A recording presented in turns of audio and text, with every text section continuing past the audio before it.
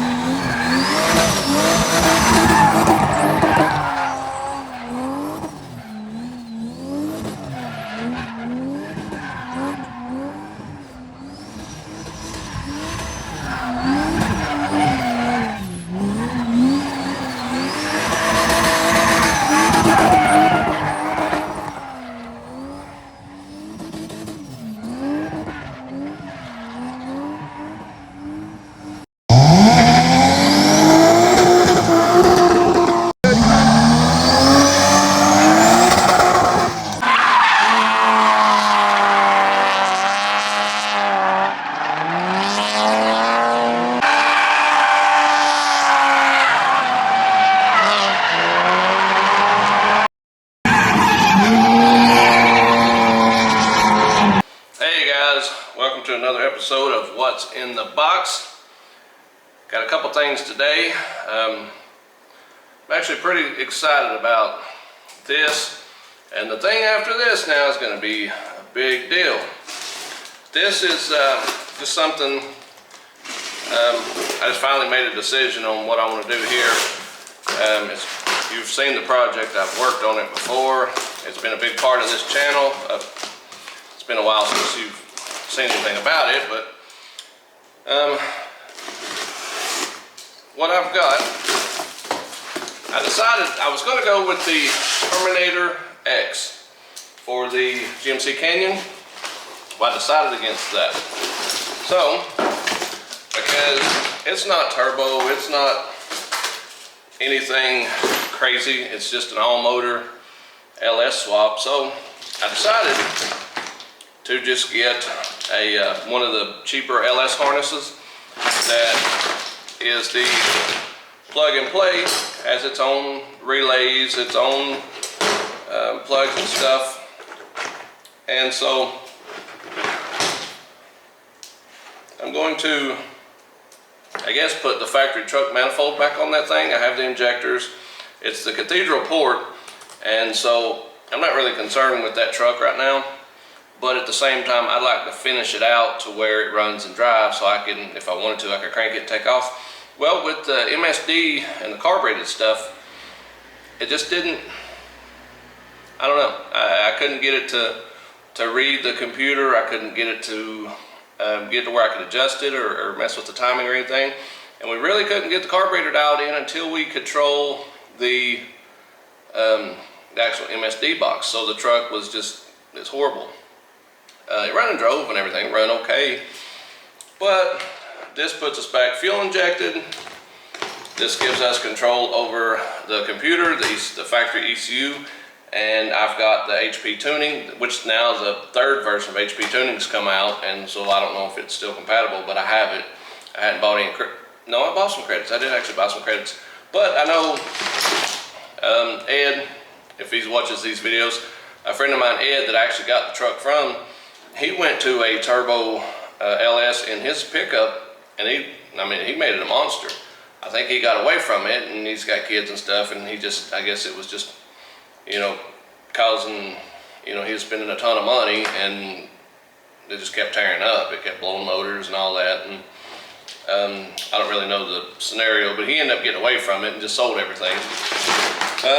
But he had this type of harness and was just tuning with the HP tuning, and that thing would, now he left here, man, and that thing was crazy. And I, you know, that's when I decided, well, this thing is just a built LS. It's not turbo, it's not nitrous, it ain't nothing like that.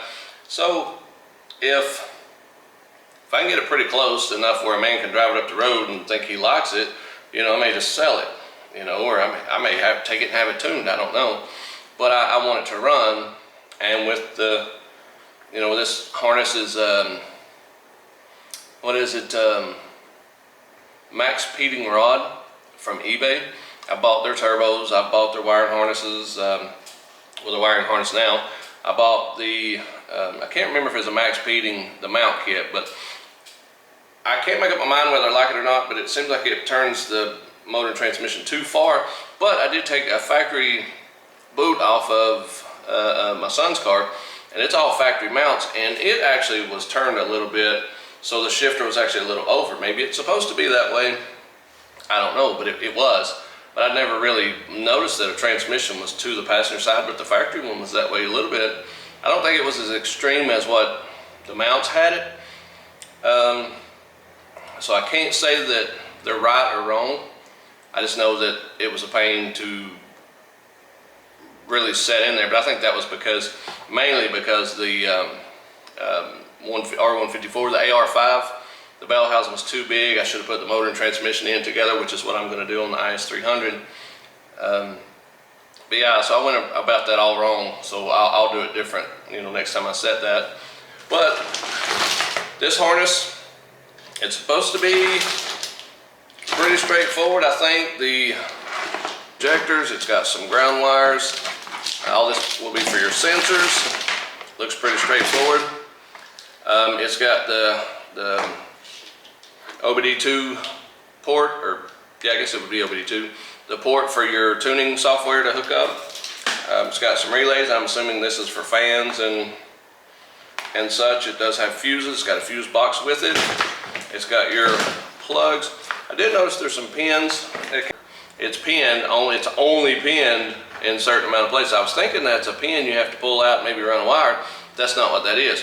That actually just, that's the front side, and that's the only place pins are. So it's only got 1, 2, 3, 4, 5, 6, 7, 8, 9, 10 pins out of this whole side.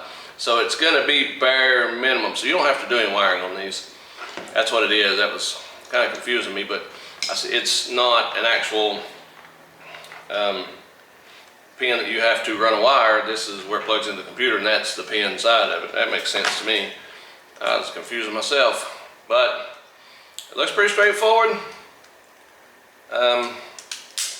We'll hook it up. We'll get the truck intake. I gotta get some gaskets for that, but I'll put all this on, then I'll set that truck intake. I think this is set up for the factory injectors, which I'm going to run the factory truck injectors. I think that's a flex fuel intake. I'm not really sure, but if it's flex fuel injectors, I think we can run E85 on it, and I think we can actually turn this thing up a little bit on the factory injectors, not a ton, but I think it's going to be plenty enough to run that motor. I think it may just be a higher compression with the lift. I don't think it's going to be something extremely dramatic that we can't, you know, get it to run or anything like that. Especially with factory injectors. Worst case, it runs a little lean. I do have an extra wideband, so we could run that wideband to figure out the fueling. That's something we could do. And I know some remote tuning guys, so I may give those guys a call and possibly see about some remote tuning just to get this thing, you know, squared away enough to maybe sell it, or if I like it, if it runs right, we may pull it out and stick it in a G35 or something and have another drift car. Just a thought that has crossed my mind. But I make decisions at a whim, by the seat of my pants. Some days I just decide this is what we're doing, and we just go with it. I don't know. Just hanging there with me, and I figure out what all those wires. That's probably the wires that I was reading off. So you may have to wire those actually. For your tail lights and all that stuff. So I didn't notice those, but yeah, there is some wires you'll have to run. but just tie them in. You probably can find where to hook them up. I'm feeling high.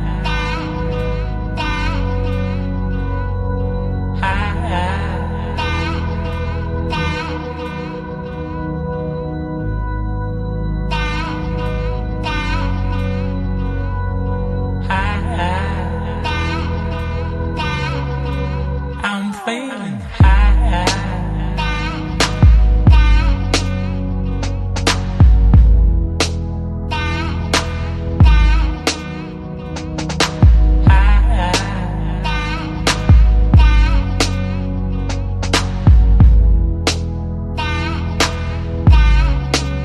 I'm feeling high.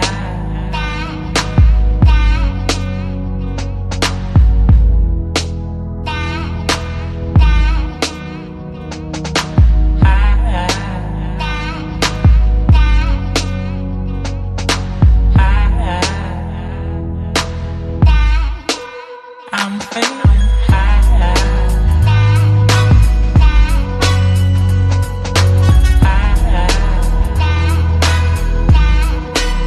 I'm feeling high.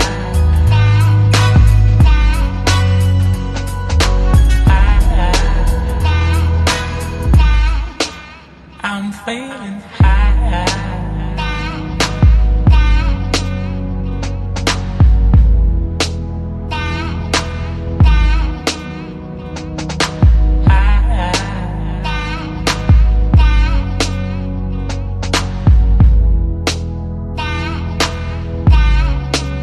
I'm feeling